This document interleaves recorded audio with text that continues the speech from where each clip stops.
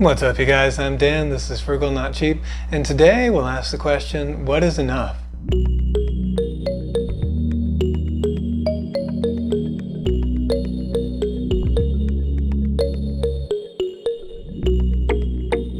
So a couple weeks ago I put out one of those what I spend in a week videos, and of course it was a week where I was spending a little bit more than normal.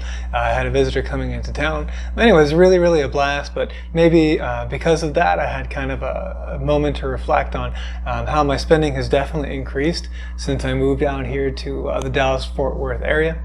And then the following week I was at the Tesla service center and getting some work done on my Tesla. So, there's definitely been a little bit of lifestyle inflation compared to the life that I used to live back in New Hampshire. And while that's true, I don't think I've gone totally off the deep end in the other direction at all. And if I were forced to, for some reason, drastically alter my spending downwards, then I would be totally okay with that.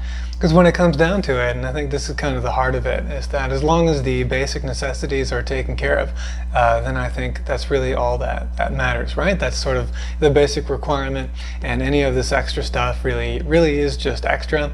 And some of it at times might not even be anything that brings any value into your life. So one topic I wanted to touch on today, which I talked about in some of my videos early on, but the channel was younger then, we didn't have as much of a viewership at that time, and that's something called the hedonic treadmill. So that's the idea that as you upgrade anything in your life to a fancier version, the sort of uplift you get from that is really short-lived and doesn't last. And so then you're left looking to the next thing, and then you get that next thing, and then you have this little lift, but then again that thing is short-lived as well. So this could happen with shopping. It can happen with I don't know, take myself with cars, right? My first car was a 1995 Toyota Corolla DX. Wonderful car, by the way, very reliable. I didn't take very good care of it, but that's my fault, not the car's. So I went from that to, what was it, 2005 Nissan Sentra after that, so nicer car as well. And then a 2010 Acura TSX. Although, maybe this isn't the best example personally, because every time I got into that Acura, I still felt like it was really something special, and I was really happy to have it. Mostly because of the sound system. If you've listened to my Tesla videos and the way I talk about the music, that's really important to me, is the music and the sound system in a car. But yeah, I always felt ridiculously lucky stepping into my 2010 TSX. That was a really a great car. And still feel like it's crazy that I'm getting in a Tesla that mostly drives itself these days. Absolutely wild. All right, so maybe not the best example, but you get the point, right? There's the hedonic treadmill and the idea that you can upgrade these little things in your life, but they don't continue to provide the same amount of I don't know, happiness or joy or whatever that they did at the moment that you got them, or in the initial brief period, right? So you can end up kind of in this trap. And the thing is, of course, that these things are sort of made to be attractive in society. Obviously, businesses want to make money. Advertising works for a reason, so there's the advertising out there. And then culture really reflects that too. I was joking with somebody the other day about sort of different genres of music, right? So in rap songs, you're always like making a lot of money and doing all this stuff, and then in country songs, of course, you're losing everything, right? So they're kind of the backwards of the rap songs. Anyway, you know what I mean. Recently I've been watching some Graham Stephan show episodes, not his main channel, but the Graham Stephan show, where he does more kind of reaction videos. And recently he's been going back to some of those old MTV Cribs videos.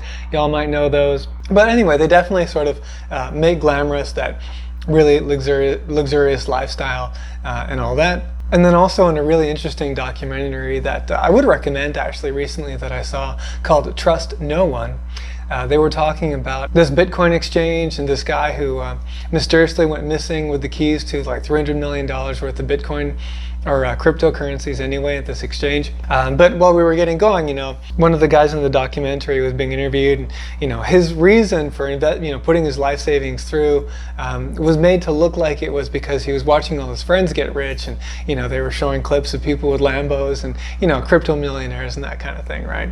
So obviously all this stuff is attractive, and people do aspire to it, whether it is for status or I don't know. But again, a lot of it can be fleeting, and at the end of the day, really the basics are really what matters. So personally, when I go to bed every night, I reflect on a few things that I'm very thankful for, which are quite basic. One of them is a roof over my head. It doesn't matter how fancy the apartment is under that roof. Just to have a roof over my head, I'm very grateful for.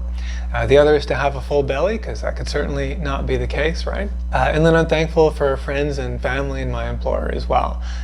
Got really good people at my job, and I'm grateful to have the job that I have. Got great friends, making great friends out here in DFW. And then I'm blessed also to have a really good family on both sides as well.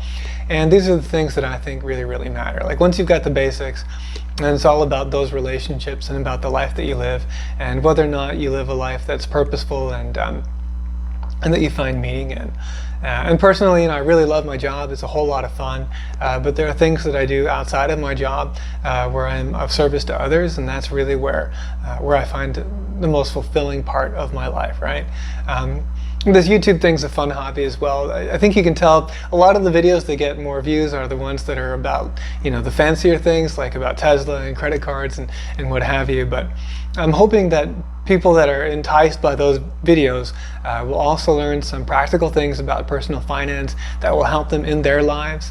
That's one of the things that I do for service outside of my job that has been a real big positive for me, is to help people with their budgets and financial planning for the future, really setting up a plan for retirement and actually putting it into action. And I've gotten to see some people over the years really change their lives for the better as a consequence of those talks. They put in the work, but we got together to come up with a plan for them. And then others, we haven't really talked about it since, but I know that there's a plan, and it's been set up and it's automatic. And so as long as they haven't undone the work that we did, then they're going to be much happier for it 15, 20 years down the line. So yeah, that's the stuff that I really find meaningful. Like, hanging out with Max is always meaningful. He's pretty awesome. I know he's a big draw to the channel as well. It's a shame he's getting a little older at 14, but he's still going, so no worries there for now. But yeah, so all this stuff. So let's kind of, compare and contrast my life back in New Hampshire to the life I'm living now. For many, many years, in order to create an investment portfolio and try to achieve financial freedom, what I've been doing is essentially keeping my lifestyle to about the same degree as it was when I was a recent graduate out of undergrad, and also during my years in graduate school. So that meant rent sort of in the $800 a month range, right? And total spending for the year at under $25,000 or $26,000, right? Usually closer to $21,500 or $22,000, I think, if I remember right. But anywhere in that range, right, was my spending. And so I had a very modest apartment, but it was a 2-bedroom place, and inside I was really happy with it. The neighborhood wasn't so great, and later on my landlord started not taking very good care of the property, and so that wasn't so good. But generally I was happy. I had the basic things as well there. I had the roof over my head, I had good friends, family, Max, good job, and all that stuff. So I never wanted for anything. And actually keeping those expenses so low, that overhead so low, also meant that I haven't had a lot of financial stress. And that's another thing that I'm really grateful for. And another one of the reasons why I try to put this financial literacy and personal finance stuff out there is just because, I see people that really live right on the edge and don't need to, and maybe it's not stressful while everything's going fine, but anytime that there's a bump in the road, right, they don't have any wiggle room or buffer, and things become very stressful very quickly. If I can help to make it so that even one person out there doesn't live that way, then I'll feel good about that, right? That's awesome. So yeah, a very modest apartment back there in New Hampshire, and then we had the 2010 Acura TSX, which was getting a little bit long in the tooth, but very well maintained. I mean, you couldn't have.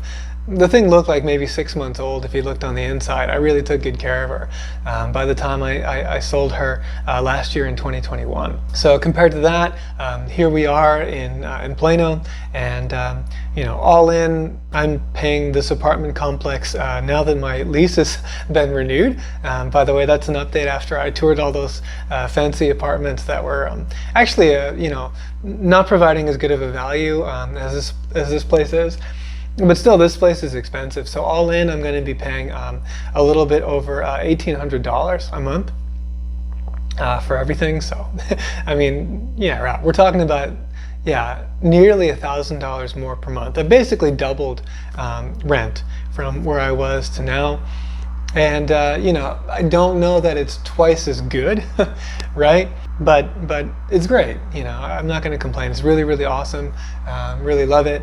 But at the same time, if something happened and I had to scale back, fine. You know, I'd be okay to scale back if I had to. Same thing with the car. We've now got the went from the 2010 TSX to the 2017 Tesla Model S. Wonderful car. But again, if something happened, you know, I could scale back, use something different. That would be okay. As far as stuff, I furnished this place for like $1,000. You can see my old video. It's called I Went Full IKEA. Anyway, so there's really nothing in this apartment that's worth anything to me besides, well, Max is worth the most. And then after that is maybe like the important documents and my computer. But other than that, all the stuff, whatever, it's just stuff. It's not really worth anything anyway, right? So that exercise of thinking, what if I lost everything, I think is helpful. I was doing this little spiritual reading sometime over the last few weeks. I don't remember what day. This reading essentially had in a short sentence this exercise of kind of letting all material things go and then receiving them back, right, mentally. And I think that's really helpful, and just to think like, it's just stuff, right? It's not a big deal. Just, you know, we can just let it go, and it's not going to be the end of the world if we lose stuff. You know, it's just not that big of a deal. So what are the things that are a big deal that I haven't talked about on top of that? Is probably health is one that I've really come to appreciate a whole heck of a lot. Over the past few years, I've had more health challenges, I guess. Things have been a little bit difficult. So the things that have sort of been a challenge for a bit and that have improved in any way, I'm really grateful for the improvement, and I'm trying not to any longer take for granted all the things that are working that might not work, right? So that's one thing to think about. And outside of that, I think we've touched on all the other things: service, friends, family, a life of purpose and meaning. Those are the things that I think really, really matter beyond the basics. So if I've got those things, then I think I've got enough. And that attitude, by the way, probably is helpful for financial independence, retire early, especially if you want to have get there really, really quickly. Then you might want to have a very bare bones budget, and that'll get you there even faster, because of course the more you spend, the more you need to save in order to be able to finance that spending, right? Whereas if you spend less, then you need to save less in order to finance that spending. And then you can also combine that with geographical arbitrage. Got another video about that if you want to check that out. So I don't know if I missed anything. Is there anything that is enough for you? Have you thought about the hedonic treadmill and you know, sort of the trap of consumerism and all that? Yeah, love to hear your thoughts in the comments. I hope you enjoyed this video. I know it's a little bit sort of off the cuff and a little different, but I hope it was helpful and thought-provoking. If you did like it, do please hit the like button and consider subscribing. Thank you very much for watching, and I will see you in the next video.